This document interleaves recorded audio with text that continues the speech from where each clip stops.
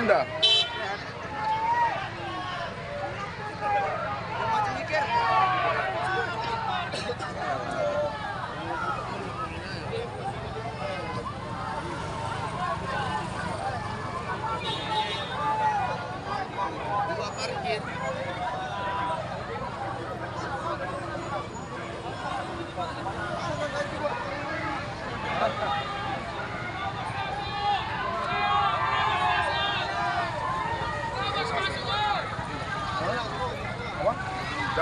Jangan.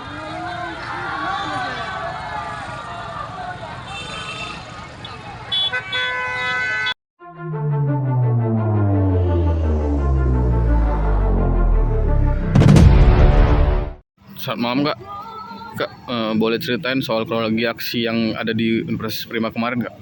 Jadi aksi itu terjadi karena awalnya mahasiswa itu resah terhadap kebijakan UNPRI yang dimana parkir itu harus berbayar.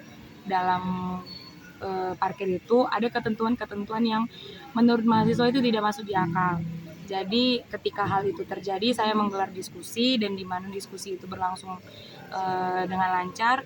Ketika saya selesai menggelar diskusi, saya besoknya atau beberapa hari kemudian dipanggil sama Dekan Fakultas Hukum untuk menanyakan apa maksud dan tujuan saya membuat gerakan seperti ini. Ketika saya bertemu sama Dekan Fakultas Hukum, banyak yang saya bicarakan sama beliau sampai pada akhirnya sekitar 2 jaman lebih saya berbincang dengan beliau dengan keputusan bahwasanya memang kebijakan parkir itu tidak bisa lagi ditolak. Mendengar hal itu, kawan-kawan pergerakan yang lainnya yang udah saya ikutkan dalam isu ini bergerak dengan catatan untuk menurunkan saya di situ. Jadi penyanderaan yang menurut saya itu adalah penyanderaan adalah ketika saya turun dengan menyanggupi apapun kemauan Ibu Dekan Fakultas Hukum.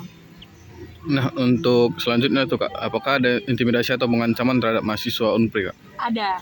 Jadi pengancaman dari pihak kampusnya sendiri itu ada yang di DO dan ada yang diskorsing. Nah, untuk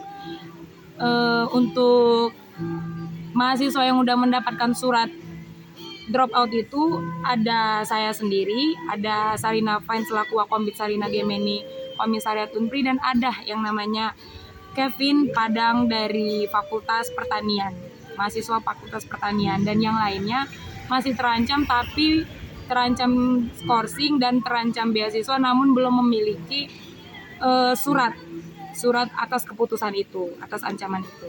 Nah, untuk parkir itu sendiri Kak, boleh dikasih tahu berapa kira-kira yang harus dibayarkan untuk parkir? Jadi kalau mahasiswa itu memang tidak diwajibkan untuk mengurus kartu parkir itu. Jadi cara permainan atau aturan kartu parkir ini adalah mahasiswa membeli kartu sebesar 50.000, pembelian kartunya sebesar 50.000, dan untuk pengisian pulsanya itu adalah sebesar 100.000, yang dimana 100.000-nya ini tidak bisa dipakai di bulan berikutnya apabila saldonya masih ada.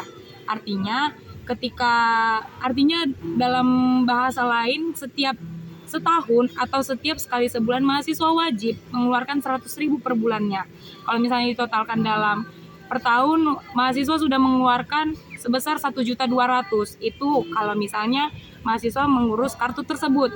Nah, kalau misalnya mahasiswa tidak mengurus kartu tersebut, tetapi mahasiswa ingin mendapatkan kenyamanan untuk parkir di lantai 8, mahasiswa terhitung menjadi pengunjung umum, yang dimana 15 menit pertama digratiskan, lalu di jam-jam berikutnya akan dinaikkan lagi saldo-saldonya. Jadi terhitung pengunjung umum dalam artian tetap dikenakan saldo sesuai dengan ketentuan yang sudah diberlakukan oleh kampus itu sendiri. Nah, untuk harapannya kepada pihak kampus gimana Kak? Harapannya untuk dari pihak kampus, jangan pernah menjadi kampus atau universitas yang anti kritik, karena banyak mahasiswa yang resah akan hal ini. Mahasiswa berhak berbicara, mahasiswa berhak beraspirasi, mahasiswa berhak berkumpul, dan itu sudah diatur dalam undang-undang. Dan harapannya buatlah kebijakan yang bijak dan jangan pernah merugikan mahasiswa-mahasiswanya, karena mahasiswa hanya menginginkan pendidikan yang layak, fasilitas yang layak dari universitasnya masing-masing, terlebih dari Universitas Prima Indonesia. Untuk langkah kita selanjutnya ada Kak kira-kira? Kalau untuk langkah selanjutnya, mungkin di hari Senin kami akan yang namanya menyurati DPRD, artinya mengadu kepada DPRD Komisi Pendidikan, dan tembusannya ada beberapa tembusan.